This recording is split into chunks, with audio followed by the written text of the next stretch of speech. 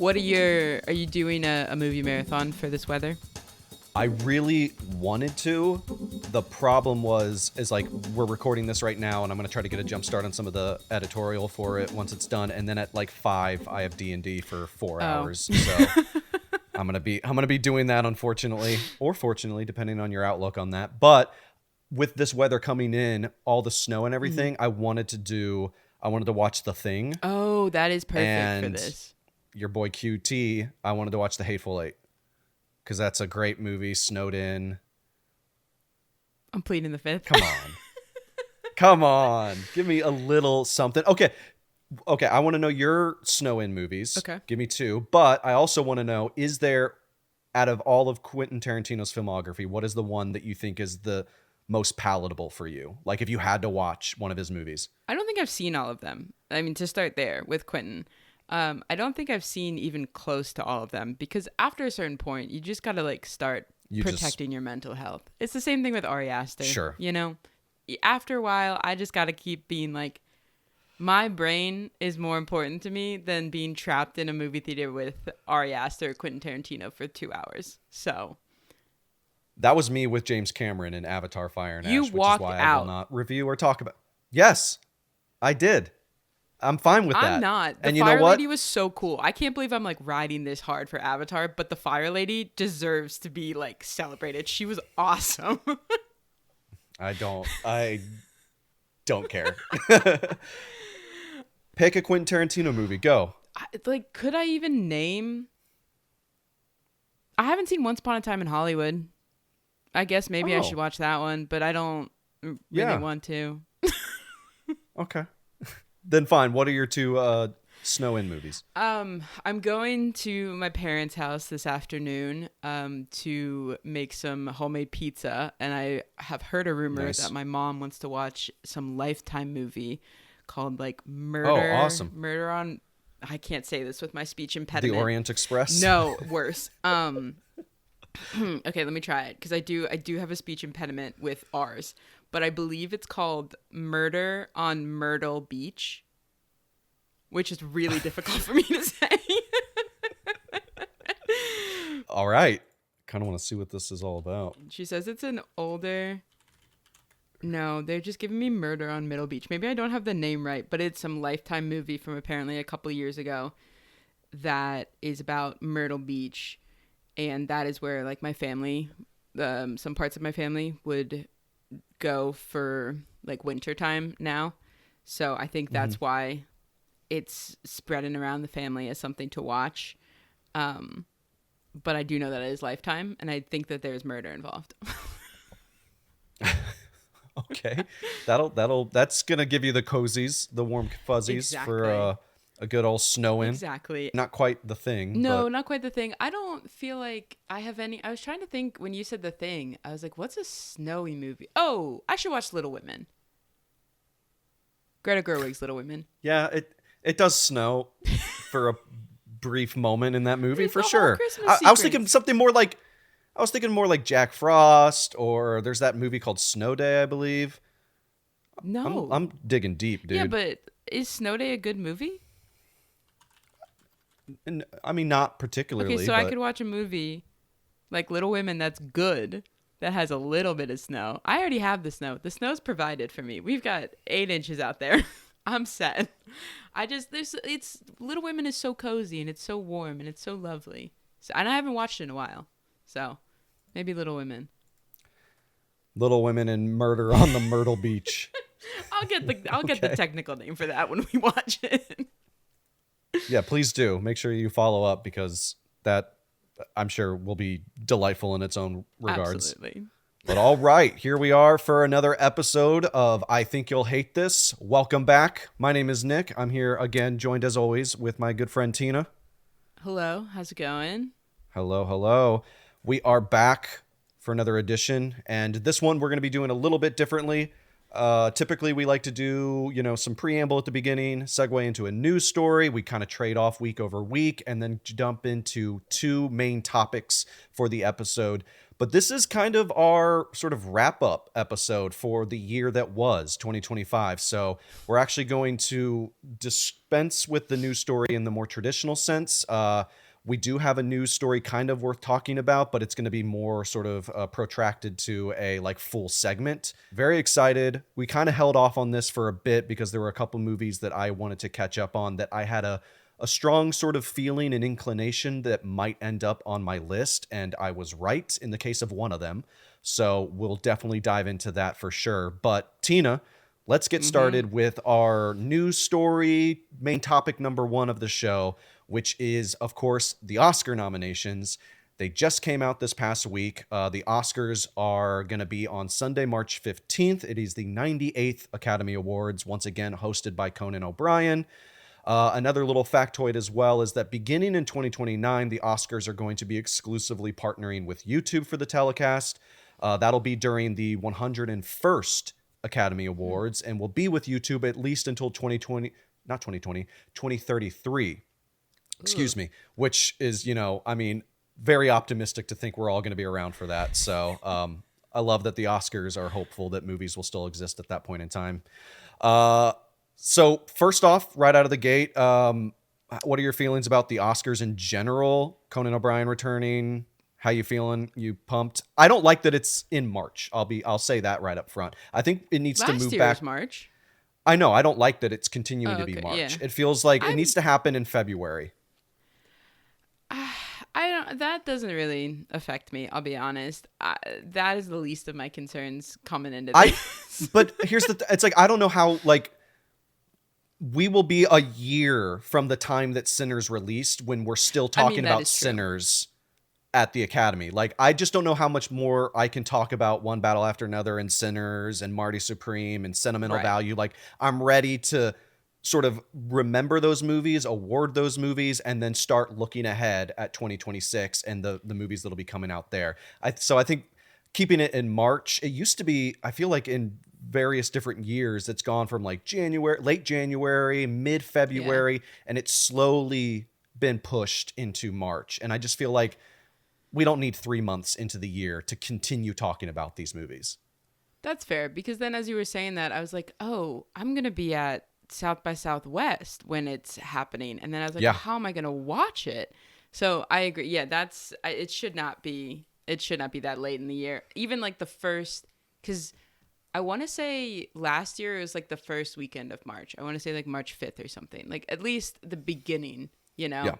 That feels, if we're going to put it in March, I'm going to need it to be the first Sunday in March. But you hear that, Academy? Tina's going to need it. Yeah, make it like the bumped Met up Gala. a week. But yeah, this is getting a little too long of a year, and especially because January has been so front loaded with all of the other critics awards coming out, and the actors awards and the Golden Globes and all of that wrapping up, and then we're just gonna have a cold February of people digging up tweets and old accounts before we finally get to the looking Oscars. for more Amelia Perez controversies. I don't think it could ever be that bad. That's fair. But I've been wrong before.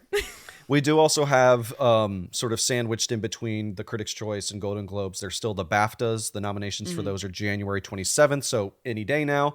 Then those occur on February 22nd. And then the Actor Awards, the artist formerly known as SAG, which will be on Netflix, is March 1st. So we're right in the middle. That's probably why they pushed it. Yeah, I guess so. But like... Because, yeah... Do people I don't know. really? It's still late. I think Netflix has just really wanted to make the Actors Awards something that it really isn't, but that's neither here nor there. They can be kind of fun. I think I like the Actors Awards more than I like the Golden Globes. I will say that. Sure. I think the Actors Awards tend to align more. I guess this is just like selfishly. They tend to align more with what I want the outcome to be than the Golden Globes.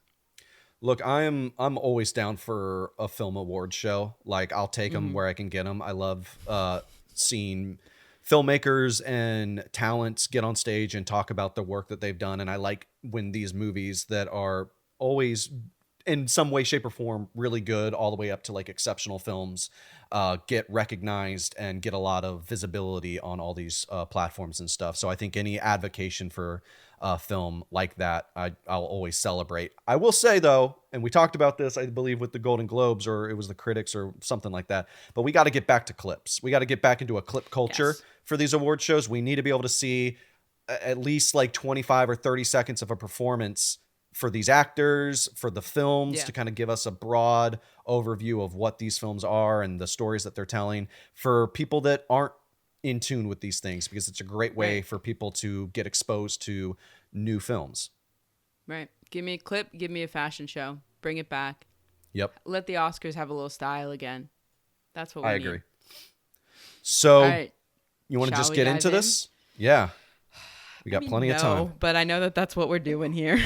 Let's get in. Let's get into the first All right, category let's do here. it. We have actor in a leading role. Of course, the nominees are Timothy Chalamet and Marty Supreme, Leonardo DiCaprio, One Battle After Another, Ethan Hawke for Blue Moon, Michael B. Jordan for Sinners, and Wagner Moura in The Secret Agent. Ethan Predictable. Hawke's a surprise. Okay. Oh. Okay. Yeah. Well, you're right. Yeah. I would Did also you even see Blue say Moon? I haven't yet.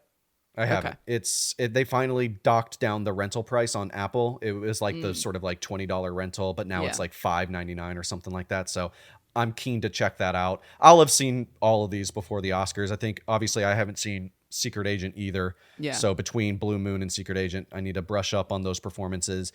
Wagner Moura winning. Did he Globes? Globes? Yeah, I think. Yeah. I believe so. But we all know this is Timothy's, pretty much. I mean, there's a good chance that he's getting this, right? There's a good chance. There's a good chance. I don't love the performances of Timmy that I see most of the time.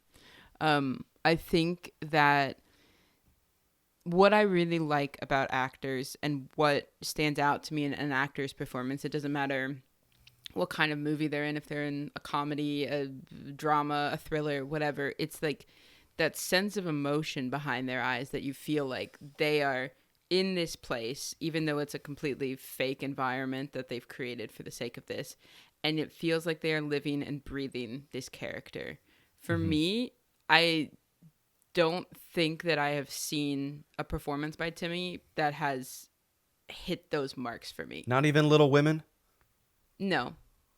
I like Little Women, and I like him in I think he's fine in Little Women. But another thing that I kind of look at when I look at like actor performances, and like I go down the list of like, can I think of somebody else who could do this role as good or better? And I could name you 5 little white guys working in Hollywood right now who I think could have been a more compelling version Supreme. of Marty Supreme. And I think to me, that's how I personally want to rate Sure. and Yeah, rank yeah. my actors. So for me, I don't know. I think you're right that Timmy has it, but Can I tell you who I would love to kick it to if I had my say? Like you mean like kick him out and put somebody else in? no, kick like who I would kick the Oh, the award to. award. Like who I yeah. Okay. I think neither of us would be surprised come Oscars if Timothy Chalamet's up there Yeah. with the award. I think it would be awesome if Michael B. Jordan won. Because I think I'm the so ability worried. I'm Yeah, so go ahead. worried Sinners is going to have a record-breaking 16 and walk away with 2. That's interesting. That would not surprise me. That it wouldn't surprise me as like the Academy kind of like patting themselves on the back, being like, "Look, we've embraced horror, we've embraced diversity, A genre we've embraced film. different." Right, exactly. And then they're like, "But actually, we just want the stuffy stuff we normally like. But thank you so much for coming." Right. I mean, I could definitely see that happening. We'll have to see as we get further into this list of all the other 15 awards that Sinners was nominated for. I think there's a lot of couple clear sort of outliers that I think are going to be like a shoe-in for Sinners. Score being one of them, I think. But I think you're probably right. The Academy has a tendency to sort of fly. Well, I say that. I kind of back up your statement there, but then they end up awarding Everything Everywhere All at Once for Best Picture. Yeah. Which Maybe is things are not changing.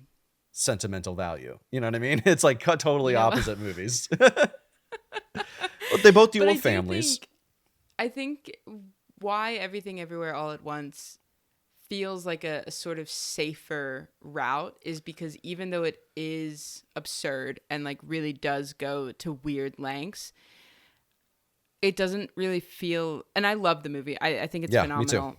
But I think that it doesn't push them too far outside of their comfort zone.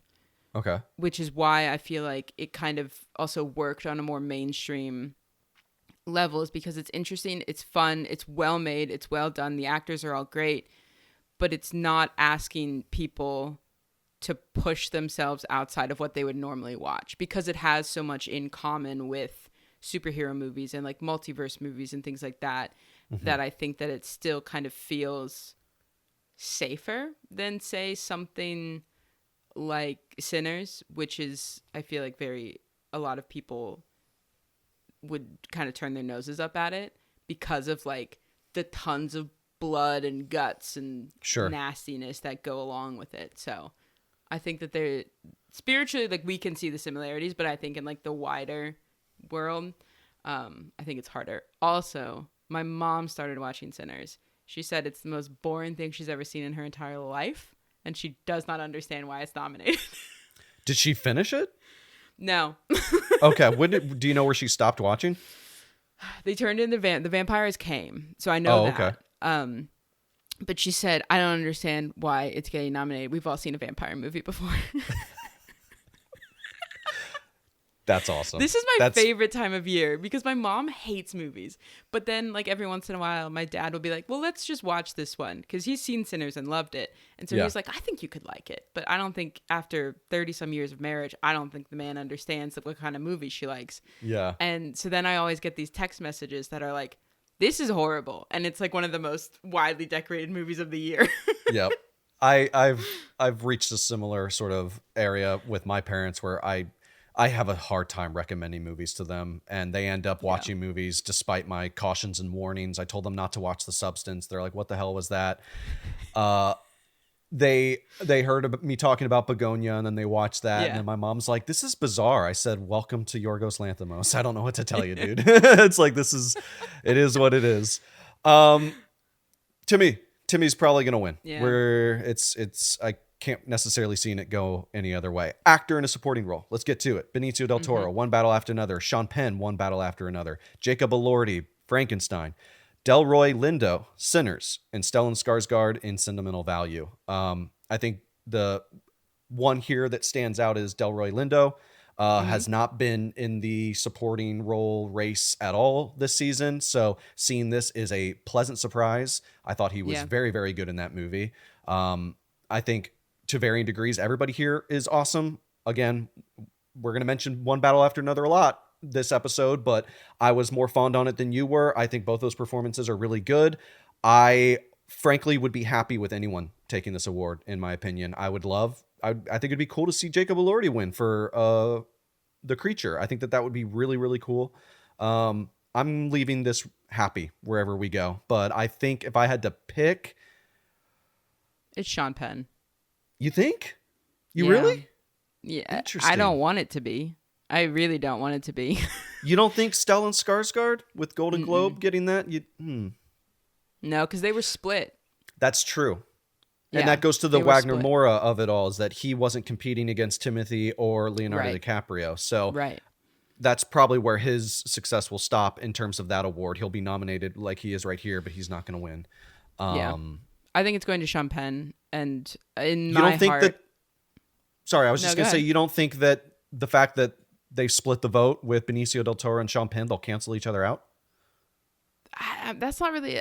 I think that Benicio is showing up is a welcome surprise for a lot of people who are like jokingly kind of rooting for him to get nomination. But I feel like from the beginning, it's been people saying, it's Sean Penn, it's Sean Penn, it's Sean Penn. So I feel like just looking at the movie, he has a far meatier role than Benicio. So I think it's Sean Penn. In my heart, I'm- it's going to Jacob, Delroy, or Stellan. If it's one I of those agree. three, I'm walking out happy. Yeah. I'm gonna just go ahead and throw my vote on Jacob Elordi just for the role, for the fun of it, just to see what happens. First Euphoria castmate with an Oscar. It certainly wasn't gonna be Sydney Sweeney, that's for sure. Actress. Castmate was robbed.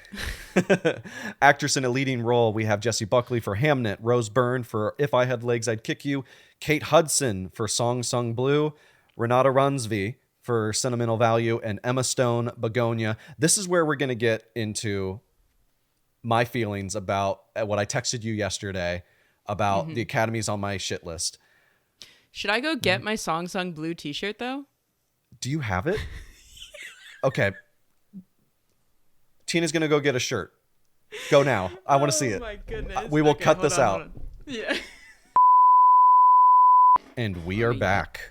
We're back. We took a brief pause so that Tina could go retrieve some of her Song Sung Blue merchandise. Let's see it. Song Yeah. Sung Blue? Okay, what's on the back? Tour dates. What? What is that? Did they do like a rolling road show, or is that just like a bit, just where it's like, hey, we toured in these cities, quote unquote, because we're think a Neil bit. Diamond cover band? Because they never, like, the Neil Diamond cover band in the movie didn't ever actually tour. So I think it's just a bit. But Pittsburgh, woo! Is there any Ohio in there? Unfortunately, Ohio, I don't know. Cleveland? Okay. No Columbus or Cincinnati, I presume? Nope. No, just Cleveland. Sucks. Cleveland That's does suck. I hate Cleveland. Sorry, Cleveland people. Unfortunately, no, I'm not apologizing for that. Unfortunately, it's a really soft shirt, and so I do wear it way more often than you would think. That's incredible. So your really money's on comfy. Kate Hudson. I get it. Yeah, it's always For been. sure. I've never said anything nice about Jessie Buckley ever in my life. I don't like her. Who She's is terrible. she even? She's a newcomer. Never seen her around. Brand new. Never seen her in I her bet life. she's just happy to be nominated. Happy to be nominated. I'm sure Ireland's happy for her, but it's Kate Hudson all the way. No, but what I was gonna say was, I haven't seen Song Sung Blue yet, so like I say this with that being in mind. Mm-hmm. Amanda Seyfried should be here. Yes, Amanda Seyfried 100%. should absolutely be here. And look, I will say, Song Sung Blue, it's not a great movie. It's I think falls into the trap of not trusting the heart of the true story and deciding that they wanted to just keep throwing really extreme things at the characters to make it just like tragedy porn, essentially. Like they have them, spoilers for all you Song Sung Blue people out there, but they have the two of them on their way to meet Neil Diamond, and then the guy has a massive heart attack and dies. I Googled it after. Not at all true. The guy being Hugh Jackman? Yeah, Hugh Jackman has like a massive heart attack and dies. They also made him like split his head open the day of their like huge concert and then like glue it back together with hair glue. Not true. Like the true part of the story is that Kate Hudson was hit by a car in front of her house, and then like really like that ended their Lightning and Thunder career. And then like really struggled of like, I think she had to get part of her leg amputated, if I remember correctly, and like struggled with her new identity of like trying to become someone who is not a singer at this current moment, and like lost everything at the height of fame, and like how she's a mother, how she's a partner. So but then that's just all kind of ignored for like the more meaty fake stuff. And I think that is what really hindered it, because I will say Kate Hudson, I don't think it's an Oscar performance, but it's a really, really good performance. Yeah. I will say that. That all tracks for me. But again, with the whole Testament of Ann Lee shutout that we'll continue to see as we go through this list, I just can't help but feel like the Academy didn't see that movie, and if they had, Kate Hudson wouldn't be here. With respect to Kate Hudson, the Kate Hudson thing feels like a Golden Globes thing, just like a hey, yes, thank you, but this is a good also performance. respectfully to Emma Stone too. You could take out Emma Stone or Kate Hudson, and I would be okay with that. Like I think I would too. She's great in it, great but performer. Yeah, she's a great performer, but it's when you look at Ann Lee, like it's such a visceral performance from Amanda Seyfried, and it's so engrossing from the immediate moment that you see her. And I just think that in another year, if she was not up against Jessie Buckley, like I would have engraved her name back in September when I saw this movie. yeah. I think Jessie Buckley is a hard mountain to go against, but I think she deserved to go against it. And looking at this list here, it's going to be between Jessie Buckley and Rose Byrne. The other three are just there, and they're all great performances and to varying degrees. But if it's going to be, it's not going to be a coin toss, but it's going to be one of the two. I think it's heavily weighted to Jessie Buckley, in my opinion. But I don't know because I think Rose has the sort of the name recognition in the United States that Jessie Buckley still doesn't have. Mm-hmm. Yeah, where I think that like some people will just be like, "Oh, Rose Byrne, I know her. I know her husband." You know. Mm-hmm. But I think anybody shopping at the Glendale Whole Foods knows her husband. I used to see him there all the time. Hope he's well. Bobby Cannavale? All the time. We used to chat at the deli counter. That's incredible. But I think that the name of Rose Byrne, I think, will get her a few more votes between the performances, you know.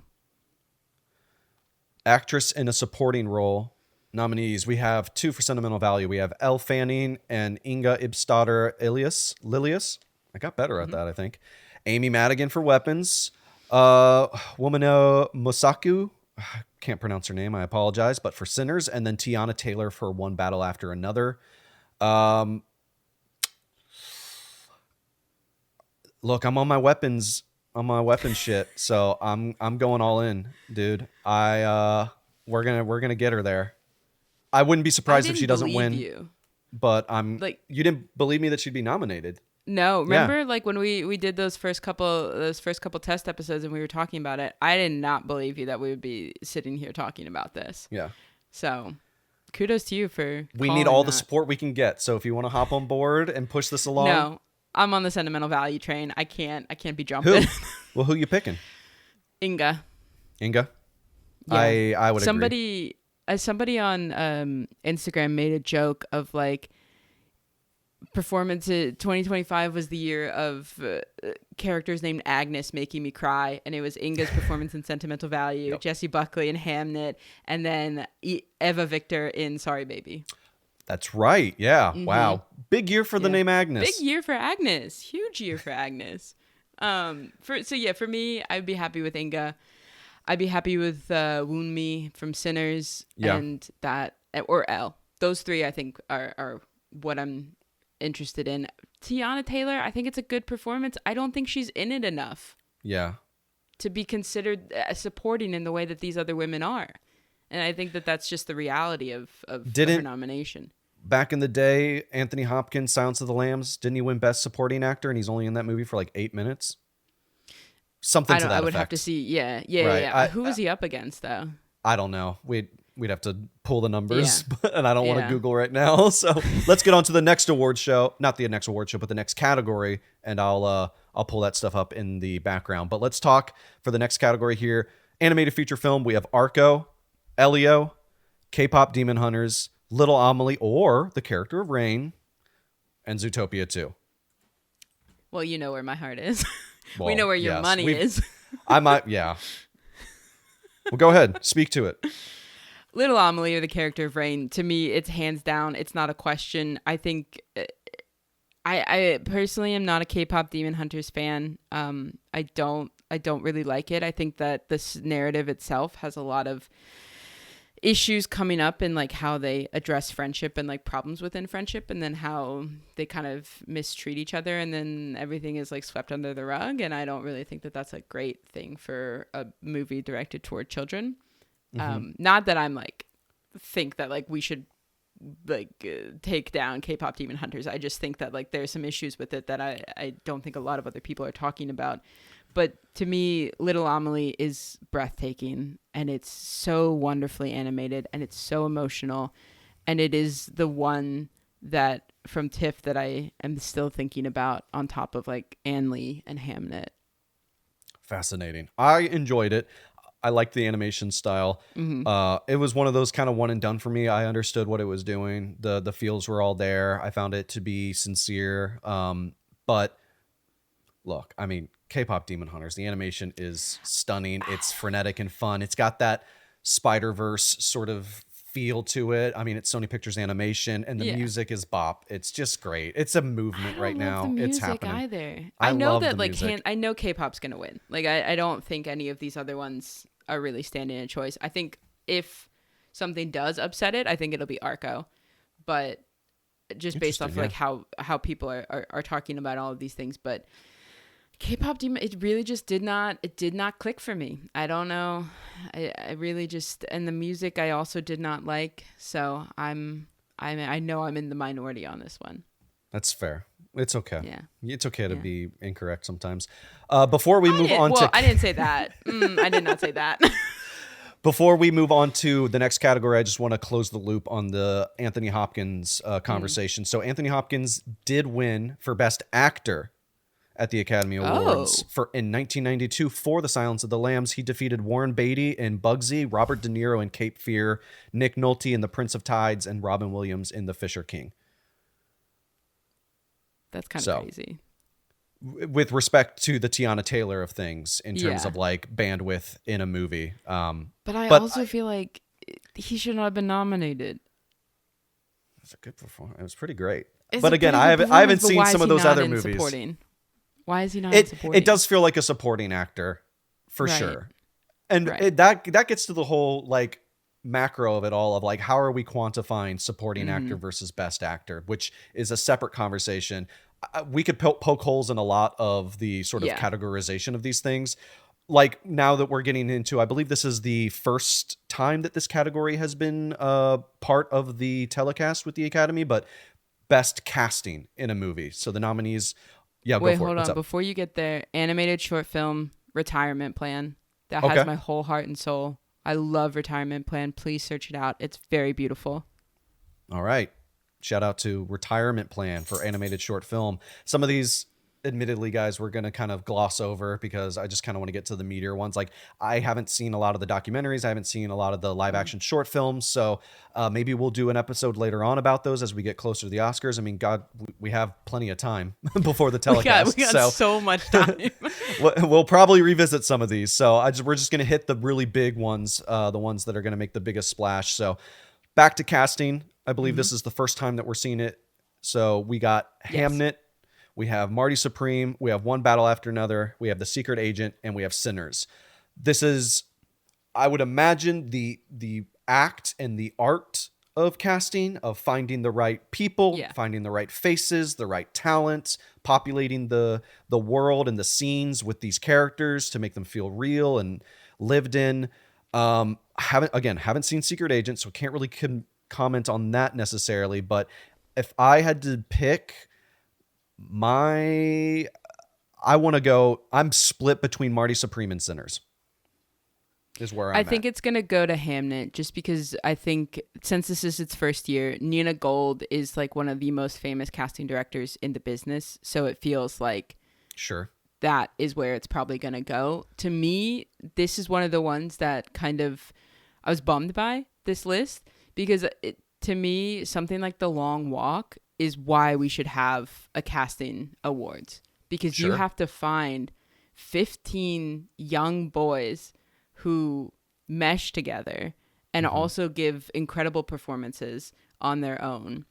It's the same thing with The Plague. Like I think was about both to say The that, Plague, The Plague and The Long Walk, I think are two perfect examples of what a casting director has to do and has to manage. And I think that, you know, some of these other movies that have been nominated, it's just, it's kind of feeling to me like, oh, do we like the people involved in this? You know, do we like that, like, it's Michael B. Jordan. Oh, Leo DiCaprio's here. Oh, Sean Penn's also here. Tiana Tyler, Taylor's the here. Creator, and Marty Supreme. Right. Yeah, exactly.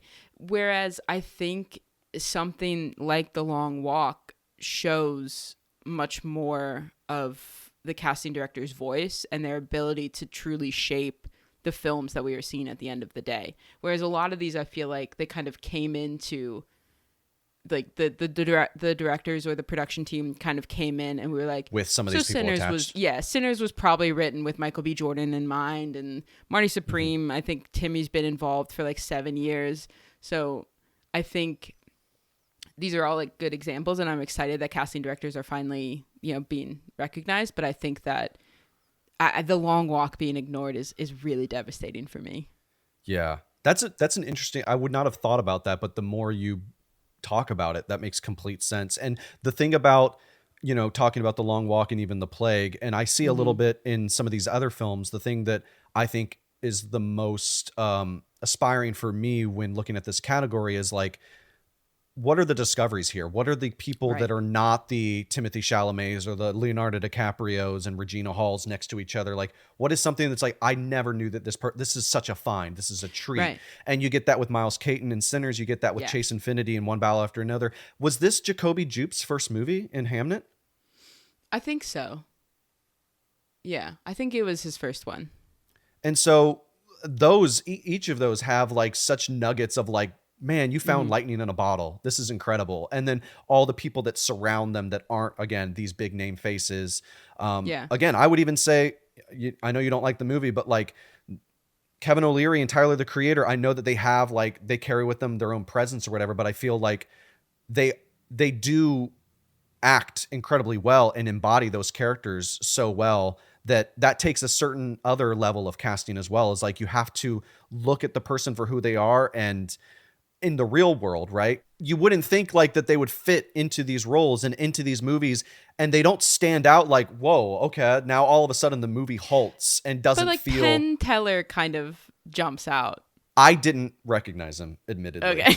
So, and Abel Ferrara and all these other people that pop up in Marty Supreme. So, but casting, it's such a delicate process. It matters more than you think in terms of getting the right people and finding the right talent and getting people that have such great chemistry with one another. So it's refreshing to see this category appear, and I'm hopeful for a good win here and in the future what it looks like. Yeah.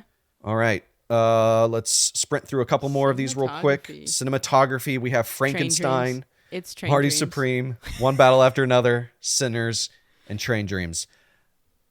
Yeah, for me, it's a three-way split in terms of like my preference and what I think would be fine to win between Train Dreams, Sinners, and One Battle After Another. I think each of those three in their own ways are visually staggering films. It's again worth pointing out as well, like the fact that I was able to see One Battle After Another and Sinners both in IMAX 70mm film. And just the landscapes there, the way that they capture a lot of the actors' faces, and the cinematography is just absolutely stunning in those. And I was incredibly swept away with the vistas and all of the tree sequences of cutting down the trees and stuff in Train Dreams. Is the fire, the whole like wildfire scene is staggering. I would be fine with any of those three.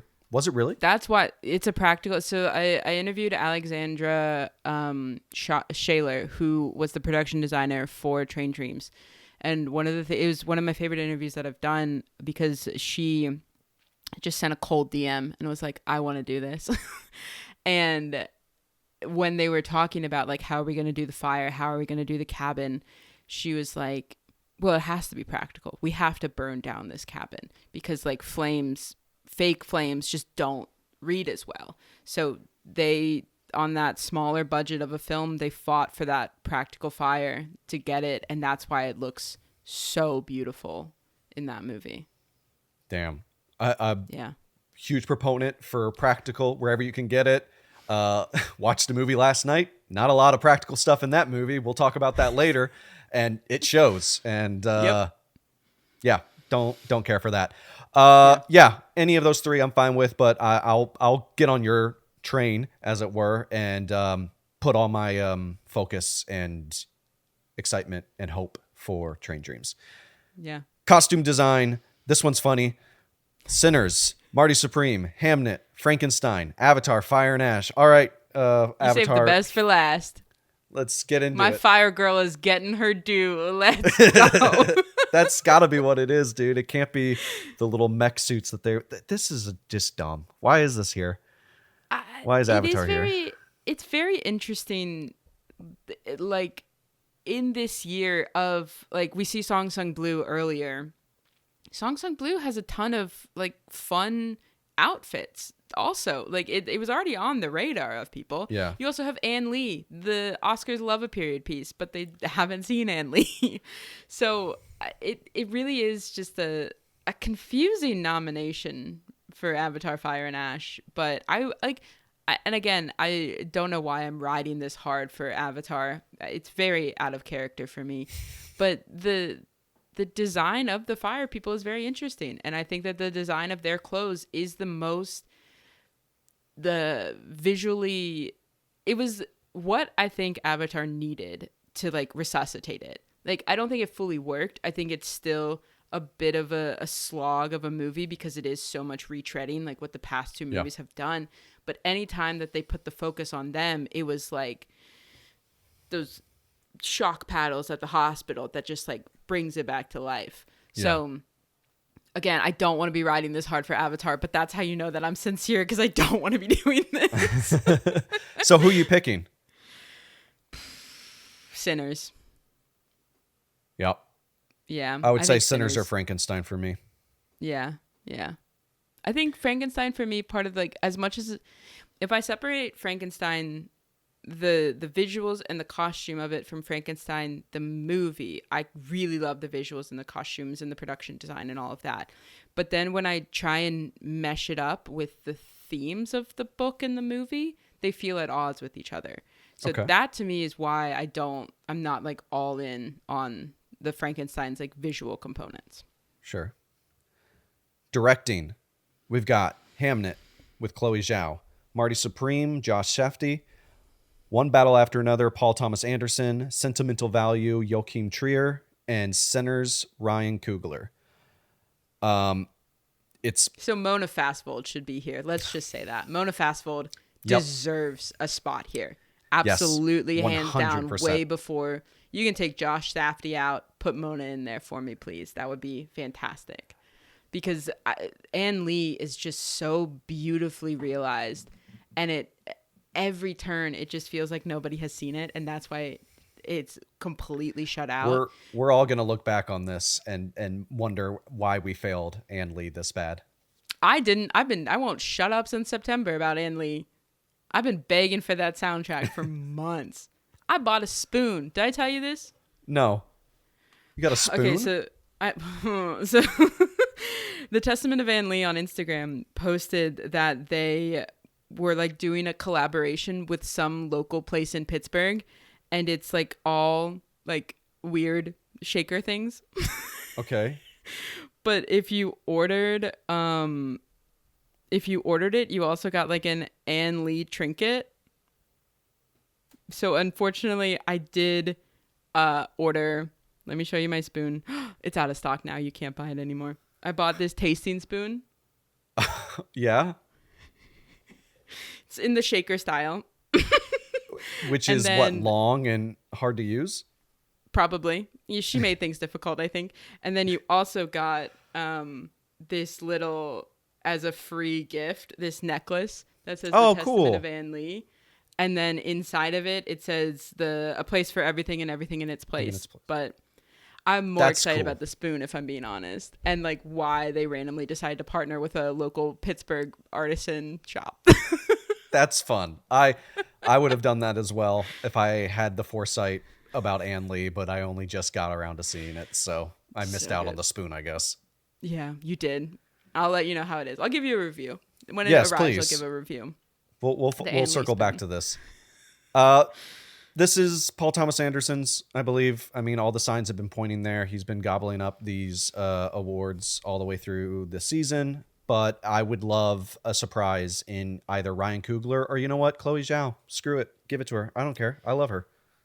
Yeah, you could give it, for me, my top three are Sentimental Value, Sinners, and Hamnet. Like, those are in no order. Any of those three, I think, are perfect choices. I don't like the attention One Battle After Another has been getting, and I don't feel like there's particularly anything that blew me away in the directing.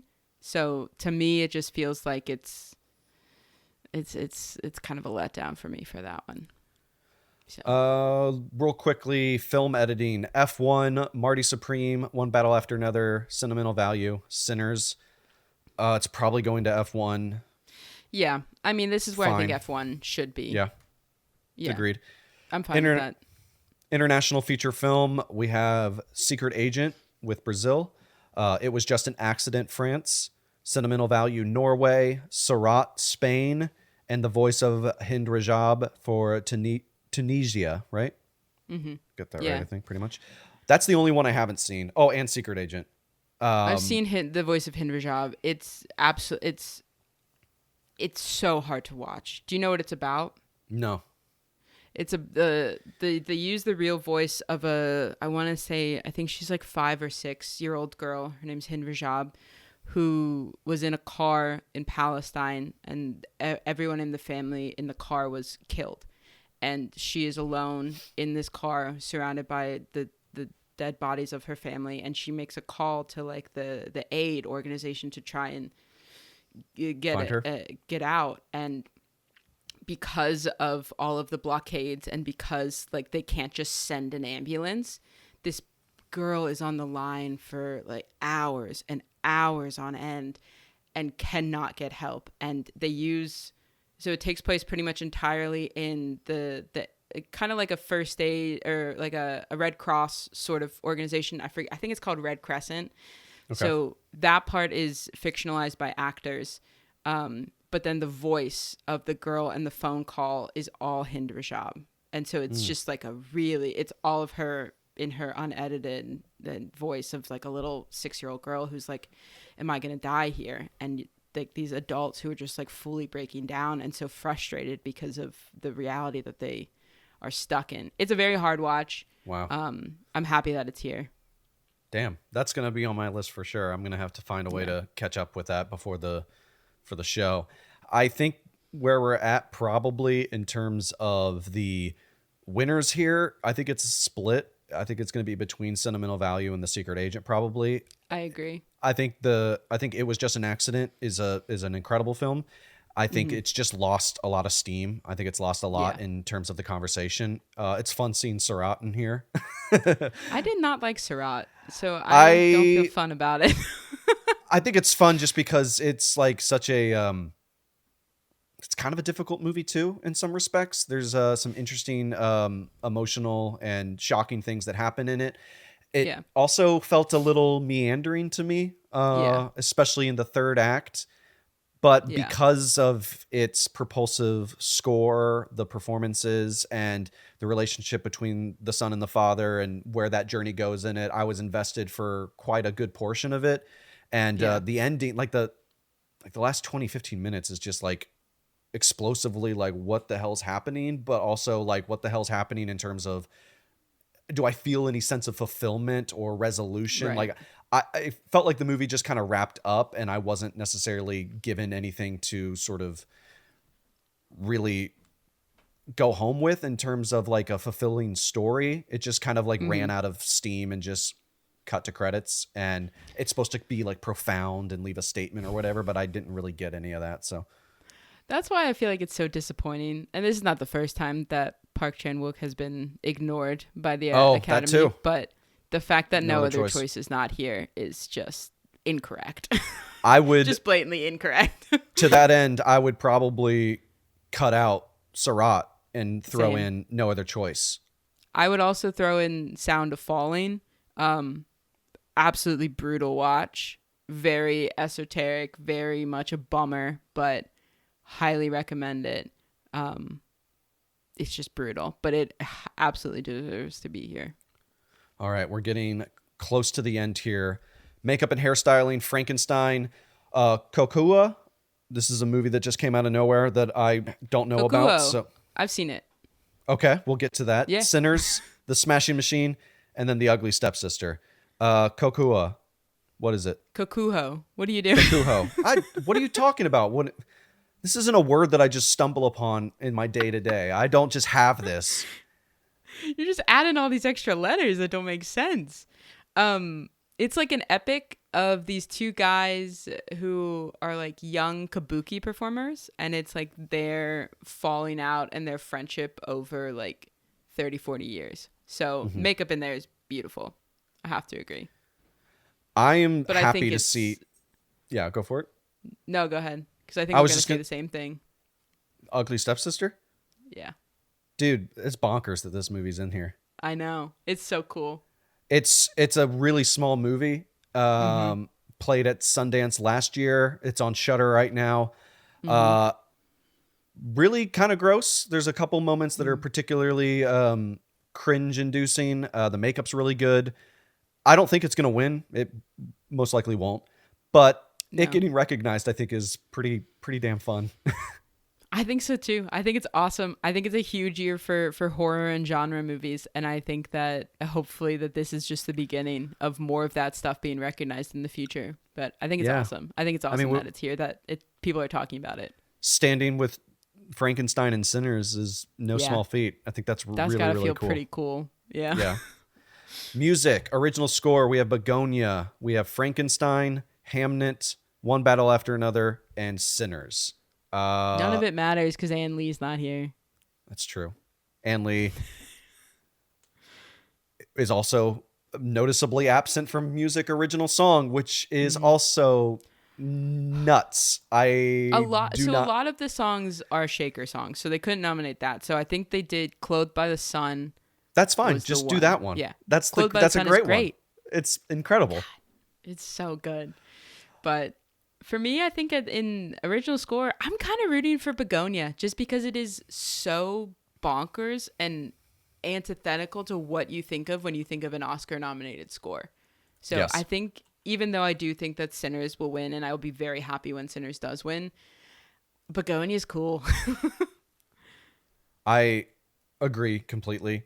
I think you're right. It's probably going to be Sinners. What's funny about this is Begonia. Did you know about how the score was created? Yeah, he just got 3 words, right? Yeah, Yorgos Lanthimos asked his composer, Jerskin Fendrix, to create the score. He actually collaborated with him on his 2 previous features, Kinds of Kindness and Poor Things. But he asked him to compose the score for Begonia without reading the script or seeing any footage. All he did was say he gave Jerskin 4 keywords to sort of wrap his mind around in order of creating the score. And it was bees, basement, spaceship, and Emily Bald. Or this is from IMDb, so I don't know if somebody you're just right, like, because Emma Stone, her name is Emily. Like, so I assume she had to pick Emma Stone because you can't have 2 Emily Stones listed in her name's like Michelle SAG or whatever. I thought it was movie. Emily. No, No. it's Michelle. Her in real life, Emma Stone's her- character. Emma Stone's real life name is Emily Stone. Emily But you Jean can't- Emma Stone. Yeah, but Yes. you can't have 2 Emily Stones in SAG, so she had to go by Emma. But she prefers, and I'm assuming with like her friends and on set, Okay, yeah, she goes by Emily. gotcha. That helps. That makes a lot of sense. So You're like, who is Emily? I was like, did somebody get on here like Wikipedia and just add Emily? I was just thrown off by it, but I think that's awesome. And then when you watch the movie, how it just works. You know what I mean? I think it's cool. Yeah, I think it's like at really- the end of the day, it's just really cool. Noticeably absent is Testament of Ann Lee, but also I'm going to keep banging this drum. Young Fathers 28 for 28 years yeah. later. What are we doing? I don't know. That's crazy. That score is awesome. Yeah, 28 years later, it does have a crazy, crazy score. Like, I do think that it deserved to be there. I also feel like, now that you mention it, now that you bring it up, I do feel like you could throw that in for casting, and I think I'd be quite happy, because it's kind of a weird group of people. Like, hearing that Aaron Taylor Johnson and Jodie Comer were in a movie together, I was like, doing what? That doesn't make sense to me. And I think that that's kind of what the casting award should be, that like even people who watch movies all the time and who love movies, you can still hear a casting announcement and be like, well, that can't possibly work, it's going to be horrible, and then you see it and you're like, oh, I get it. Yeah. And not to mention you add Ray Fiennes in there, the small Jack O'Connell tag Alfie. at the end, Oh, and yeah. of course Alfie. that, which is a rich find as well. That Mm-hmm. movie should have been nominated. Not trying to will things into existence in terms of like winning, but like the fact that we're not talking about it for original score, the fact that we're not Mm-hmm. talking about it for like sound. Do they do sound editing, or did they completely get rid of that? Yes, I think they they got do rid. sound editing. No, Oh they yeah, do. sound. They do sound. Yeah. They used to do sound Which editing and sound mixing. right. Right. Right. And then they just kind of consolidated it all. But I think it should be Sound in there too. It should be I just want it more represented. and editing. I think it should be there in just generic. Oh my God, yeah. Film editing. Yeah. Yeah. 100%.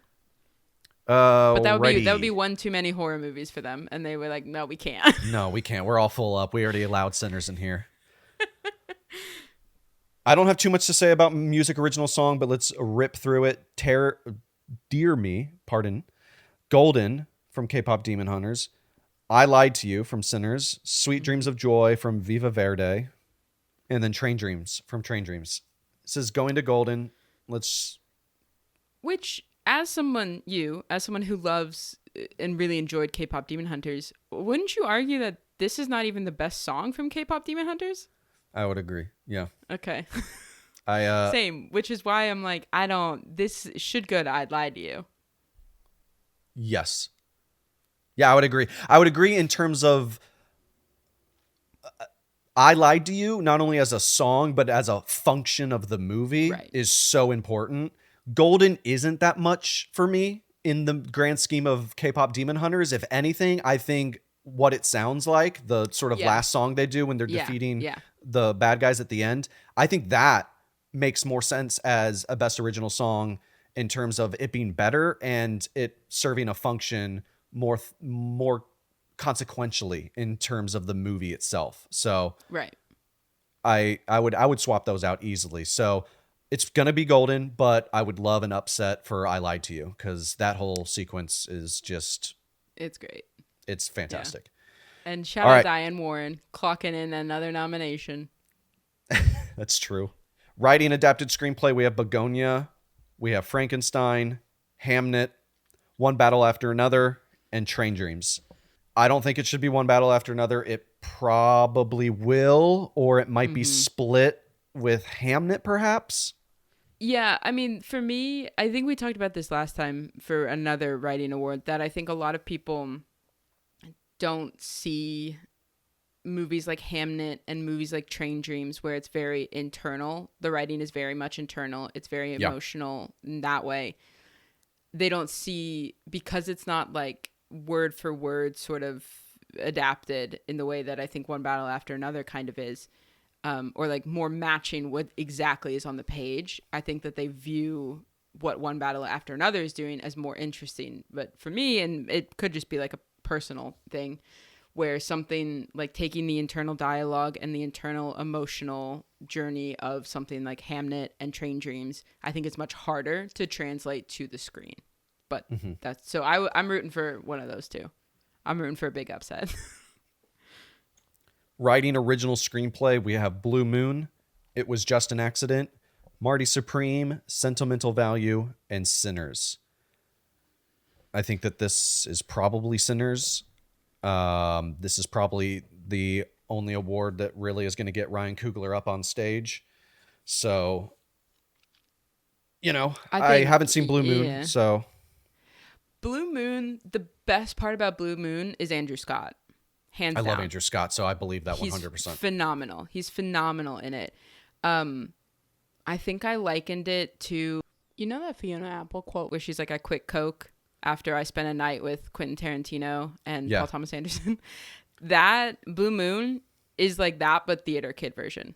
Like if Oh. you were on Coke, you would quit Coke after spending a night with them in Blue Moon. I like that. That is that's gonna get me to watch this a lot sooner than maybe I was. I wanted to watch it. Obviously, I like Richard Linklater. I like Ethan Hawke, and of course Andrew Scott is great. So it's definitely on the list. But that's the way you just sold it there is incredible, actually. I think Sorry Baby deserved to be here. I think that it's pretty egregious that A24 did not put any money or No effort emphasis. behind Sorry Baby. And I think that that is absolutely crazy. I think that it deserved an original screenplay. I think Sorry Baby is A24's Life of Chuck. in terms of the way they Yeah. handled it. Yes, I agree, because Life of Chuck should be here in adapted screenplay. Mm-hmm. Yeah, 100%. But All right. Okay, we have 3 more craft ones, and then the best picture. Production design. We have Frankenstein, Hamnet, Marty Supreme, One Battle After Another, and Sinners. I'm probably going Sinners, Split, Hamnet. yeah, I can see that. With Frankenstein, again, when I think of the visuals on their own, I'm thrilled. Because I have like thought about that casket for like forever. Like the Yeah. casket early on in the movie is just Yep. so well made. So I don't know. I think Frankenstein's got a pretty decent lock on it, but I think it's a good production design that doesn't fully match with what I wanted out of the themes. Sound, we have F1, Frankenstein, One Battle After Another, Sinners, and Sarat. Probably between F1 and Sarat. I agree. My also hot take, and again, you can tell, I don't like Alex Garland. You know that it brings me no joy to root for Alex Garland, but Warfare needed to be here. Yes. Yeah, I think we did talk about this. It might have been on Yeah. a test episode that never came out, but 100% agree. The sound, that Yeah. movie is built for the sound design, Yeah. for the visceral experience, the IMAX experience, and Mm-hmm. noticeably absent here. Yes. It's Yeah. interesting how much like certain movies, I mean, save for, again, Sinners, which came out in March, which will be, again, 1 year from the time that the Oscars are actually taking place. The earlier movie, because I believe Warfare also came out March, April time of last year as well. Yeah, So it was definitely somewhere around there. there's like a certain window where they just don't look back on those movies. You know what I mean? There's like a Well, I think cutoff, it feels. also, I think a lot of people also just wrote off Warfare as just a war movie. Like, Yeah. not that interesting. It didn't or have anything, so they Catherine didn't- Bigelow's name on it, so they're just like, It did not. But I do think that it absolutely should be here for sound. And again, I'm not an Alex Garland fanboy in the slightest, but I will say that it deserves to be here. And you'll acknowledge he wrote a good script in 28 years later. I will. Yeah. But not the Bone Temple. But not the Bone Temple. Visual effects. Avatar, Fire and Ash, F1, Jurassic World Rebirth is an Academy Award nominated film, and The Lost Bus and Sinners. In what world is Jurassic Park Rebirth nominated for an Oscar and Ann Lee is not? Jurassic World, to be clear. This is I world, don't. not park. It doesn't matter to me. I will whatever. correct. I will correct you. I must preserve the integrity of Jurassic World Rebirth. But still, No, this is silly. This is nonsense. I mean, it's gonna be going to Avatar or F1, I think. or The Lost Bus with all of those fires. Did you see The Lost Bus? I didn't. It's on Apple TV. I need to watch Okay. it. But it's Matthew McConaughey carting Yeah. around a bunch of kids on a school bus with fires around. So America Ferrera is there too. She Show is. a little respect. show a To little. the Sisterhood of the Traveling Pants. But I mean, it would be shocking to me for Avatar to Yeah. not win this. That's the only thing Avatar really has going for it. Even that I don't think is all that impressive. But let's get to it. Let's get to the final award here. Best Picture. These are our Best Picture nominations for the Academy Awards that are happening soon. What do you know what one this is? Is this the 98th? There it is. Yep, the 98th Yeah. Academy Awards. Best Picture, we have Begonia, Frankenstein, Hamnet, F1, Marty Supreme, One Battle After Another, The Secret Agent, Sentimental Value, Sinners, and Train Dreams. I do want to say, before we unpack this further, noticeably absent is Wicked for Good. And I could have told everybody this after Wicked last year or the year before, whenever the first one came out. It was like a year It was or two last ago. year. Yeah. Everyone was like, it got nominated for some craft stuff, and it won, like John M. Chu won, I think, at the critics for like best director and whatever. And some people were like, well, when part 2 comes out, like they'll get some of their flowers in terms of Oscars. And I was just like, if you aren't familiar with Act 2 of Wicked, you have no Right. idea what you're talking about. Like Right. there's this Wicked Part 1 was Wicked's chance at Yes. Cynthia Erivo winning an Oscar or Ariana Grande or anything like that, because everything that happens in Part 2, there's no way in hell that's happening. And I would argue that the movie, regardless of like the narrative structure of it and the problems that I have with it in general as like an act two of a stage play and of a movie, it wasn't done well, just categorically in general. So like even the fact that they were working with something that already felt broken, they didn't elevate it at all. They just Right. got it done, and I'm just happy to see that it's not here. As I a think we would be evil person. having I think we would be having a different conversation if instead of trying to adapt Act 2, they took the bones of it and essentially rewrote it and fixed all of the problems that are in Act 2 of the musical. I think like because the Academy does have that history of not fully rewarding a movie that has known sequels coming. And I think that is kind of I think we'd be having a very different conversation if Wicked for Good felt braver in shedding off the problems of Act 2. I think that like I think it would have 100% been nominated if people liked it. And what's funny though too is that whether you're talking about the costumes, the production design, best original songs, right? They wrote 2 new songs just for this movie, and neither of them ended up on here. That tells you a lot, I think. So Yeah. I'm glad that we're moving on from Wicked. I think that we had that fun for part 1. I enjoy it just fine. Part 2's really not that good, and in a couple months from now, maybe a year from now, we'll kind of just like put that behind us, and I can stop seeing the Wicked cereal boxes at the store. I don't know what you mean. My dishwasher loves my Wicked dishwasher pods. Oh. But the one pro about Wicked that I actually will say, and like I think more movies should do this, is, and 28 years later too, give me it a year after the fact. Don't make me wait. Yeah. Like many years to have to see the follow The next part. to it. Yep. Yeah, I'm very happy that they came a year apart. I totally agree. And I mean, it probably helps that in both those cases, in Wicked and in 28 Years Later, they shot both those movies like pretty close to each other. So that makes sense in terms of the rollout. I like that. But now that you mention it, it gets me more like, and we've talked about it on our Bone Temple conversation, but like I am still very excited for the third film.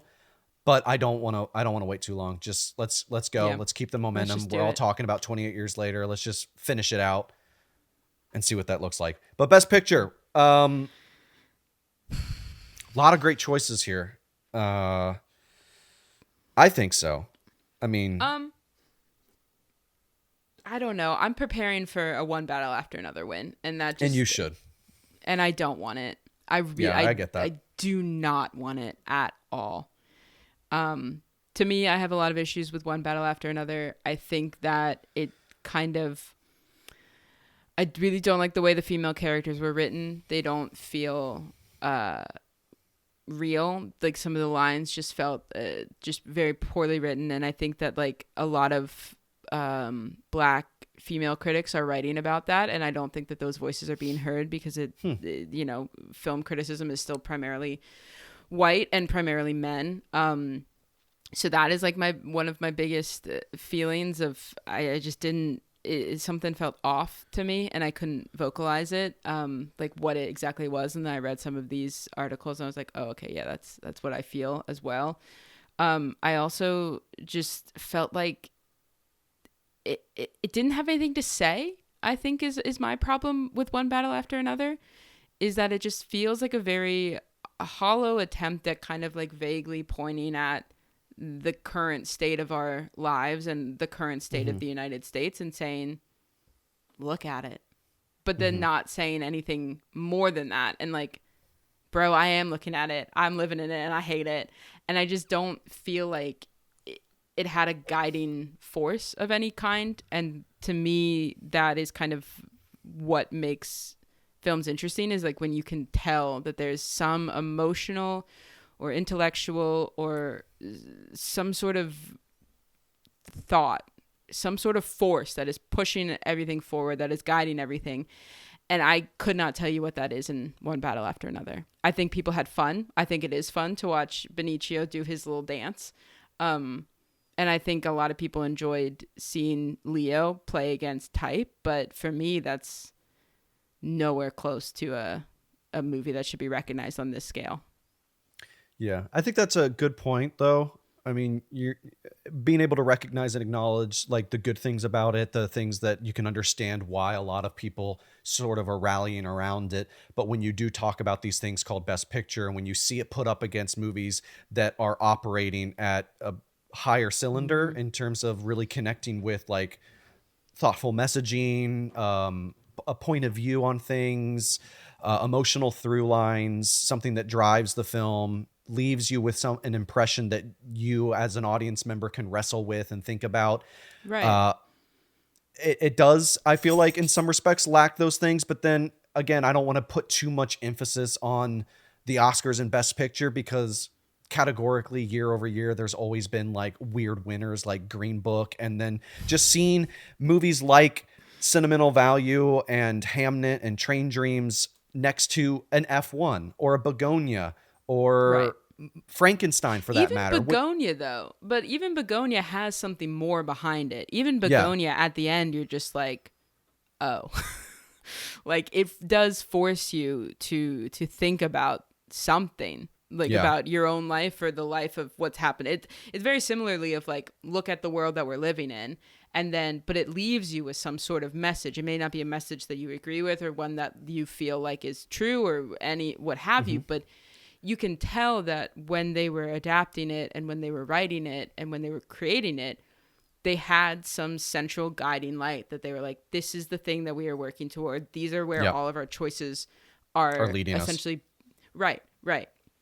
And I feel like even with Frankenstein, you could feel that too. Even with Marty Supreme, and I did not also enjoy Marty Supreme, but I feel like it too, even though it kind of goes toward the side of one battle after another, but it did at least, it felt a little more cohesive to me. Still not very, like I think it was one too many hijinks that were too loosely connected together, but I don't know. I can't speak to F1. Maybe Did you not it's watch got it? the most no, Okay. I have not seen F1. I saw the trailer in the D-Box theater, and that was fun. It's a lesser man's version of Top Gun Maverick, not just because it's directed by Joseph Kosinski, but it, shooting in the cockpit style inside the cars Right. and stuff. It's just my money would be more on a Top Gun Maverick in terms of my enjoyment. Yeah. But But to me, I don't know. To me, one battle after another winning is like, is a little depressing for me. it's predictable though too. However, look, I could see upsets. I could see maybe Sinners potentially. I could see Sinners upsetting. I think that might be fun. I would love But to see Train Dreams come off the top rope and do something crazy. But if I'm Sentimental being Value honest, too, like Sentimental Value is true. It's staggering. It's so good, and I feel like it's gonna walk out of here with nothing, yeah, and that's gonna make me sad. But Hamnet also, another one. what I can say looking at this list though is, aside from not having seen The Secret Agent yet, to varying degrees of enjoyment, I've liked every movie on this list for one reason or another. Even F1, like watching it in IMAX and feeling the sound, Yeah. it was a fun time. That's all it is. There's nothing more that this movie's trying to do or that it's hiding behind. Begonia is a darkly funny delight, and it's bonkers, and the performances are incredible. Jesse Plemons, especially Emma Stone in the third act, like when Yeah. she changes after discovering a certain room, like her performance Yeah. from that point on is like really awesome. Yeah. And all these movies, to me, this has been the best picture sort of list in the most recent years of movies that I've seen all of. Again, sans Secret Agent, where I'm like, I like all these movies. Do I think that they all equally deserve Best Picture as a winner? No. I think that there's obviously the clear front runners, ones that I think are more deserving, ones that are probably going to gun for it more. But this list, they're all great movies. Like I could recommend pretty much every movie here to some degree to people in my life, and I think that they would enjoy them. So 2025 in general has just been a super great year for movies, in my opinion. And Lee should be here. And Lee should be here, though. That's the thing. Yes, let's close out this Oscar conversation with just another advocation for Ann Lee. Ann Lee should be here. What a bonkers snub I mean, of that entire movie. The cinematography, the costumes, best actress, directing, song. Even song. Supporting actor, like Lewis Pullman's great in it. And Christopher Abbott too, but I think Lewis Pullman has like the larger thing. But like, to me, I don't want to be like the lady who pulls the sexism card, but unfortunately that's the corner that I've been backed into this afternoon. Let's do it. Because look at last year. Look at The Brutalist. Yep. Look at The Brutalist and The Testament of Ann Lee. Same co-writers. Brady obviously directed The Brutalist, and Mona directed Testament of Ann Lee. They co-wrote Testament of Ann Lee together. Yep. Both films are about immigrants coming to the United States with some sort of vision for the future and vision for like what the United States could mean for their lives, and like hope and building something that is going to outlive them. Yeah. And one of those was directed by a man and has a man in the lead role. Yep. And then one of those was directed by a woman and has a woman in the lead role. And you'll never believe which one was ignored. So that to me just shows like a lack of people paying attention, I feel like, because the two films are in such fascinating conversation with each other, you know, set over 100 some years apart from one another, but share so much DNA of what they are trying to accomplish and what their characters' emotional goals are. Like, both of them feel very, very much related, but I think because there's cynicism, I think, in The Brutalist, but in Ann Lee, there is just so much pure devotion and hope, and that is a much harder thing for people to look at with sincerity than it is, you know, I mean, just look at like where we are in the world. It's far easier to be cynical than it is to be hopeful. So I think that that is part of why people look at Ann Lee and they think that she's dumb for wanting all of these things and wanting to build this world that she dreams of. And I think that sucks. So Best Picture, odds are one battle after another. I think a healthy upset would be anywhere between Sinners, Hamnet, and Train Dreams. I think either of those movies do have a strong chance to some degree in terms of second, third place, like where they're edging out on the rankings and sort of like betting odds or whatever. I think that all those are sort of evenly competing against one another, and I would be happy with any of those. But I think, to your point, getting sort of accepting the reality that it's more than likely going to be one battle after another is probably a safe bet. But yeah, like, I know that I just went on this whole thing about like it's easier to be cynical than it is to be hopeful. Unfortunately, where I allow myself to be cynical is the Oscars. Yeah. So I have cynically accepted that it is one battle after another.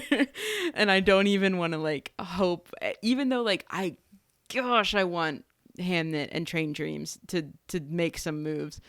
I just know that like it's going to break my heart 10 ways to Sunday, you know? Yeah. Well, we won't have to wait that long to get our heart broken because it's coming soon. We're almost in February now, and then we'll have other awards coming up, and we'll be able to see where the landscape is shaping up after BAFTAs and, of course, the SAG. Just further emphasis on our predicted odds of who's going to win. It'll start to clear the field a bit more. But, damn, we went on for near an hour and a half, dude. We either got to make these longer or we got to be better at sort of holding our tongues because we just can run. Absolutely. I know. But I know it's bad. I think you know what? I'm going to blame the Oscars. They got too many categories. No, I'm kidding. No, we should have more categories. Yes. Oscars, man. I don't know. This is why the Oscars can't do it in 3 hours because we can't even do it in 45 minutes. I mean, we could have, but could we? If we went fast, if we speed run, it's just we always have something we gotta say. It's their honestly, it's their fault that they took it. They didn't nominate Ann Lee. If Ann Lee was nominated, I wouldn't have to talk so much. Yeah, that's fair. That's it. If Ann Lee was nominated more, and if 28 At Years all. Later was nominated more, or at all for both of those for that At matter, all. then I would have less to say. But Exactly. those are our Oscar thoughts of the nominations. We did it. There's a lot, man. I feel like I've been sitting here for hours, but I'm excited. There's a lot here. We didn't cover, documentary features and shorts and things like that. We might be able to touch on those as we get closer to the Oscars. Still plenty of time. The landscape's going to continue to evolve after these new award shows and stuff. So I'm expecting some surprises.